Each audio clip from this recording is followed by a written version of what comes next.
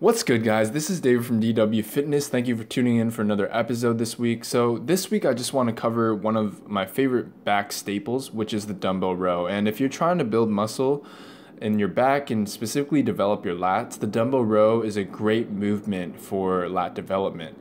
But you need to be able to do it correctly. And this movement is often done incorrectly. There are common errors, and I'm going to go over them today. So the first one here is you can see that I'm pulling with my biceps. As you can see the elbow bend, I'm actually bending my elbow quite a bit as I row. And when you're trying to actually develop your lats, you want to minimize bicep involvement as much as possible and focus on really getting those lats activated. And the way to do that is to row in kind of like a pendulum motion, kind of like an arc. And you don't want to row with your arm just going straight up and the dumbbell going just straight up where you're targeting the biceps, because that's going to emphasize bicep development. Another thing you want to keep in mind is to really keep your elbow tight by your side, because the lats function to adduct the arm, which just means literally keeping the arm by your torso and by your side.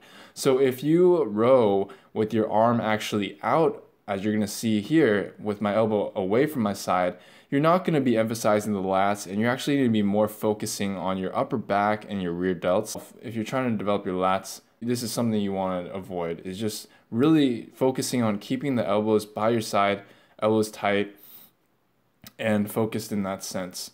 So on this next clip, you guys are going to see a reference to a previous video on the sumo deadlift. I showed you guys the straight arm pull down, and I thought it would be helpful for this video because if you have done the straight arm pull down and you've done it correctly, you want to be able to feel that same kind of engagement in your lats as you go through the dumbbell row.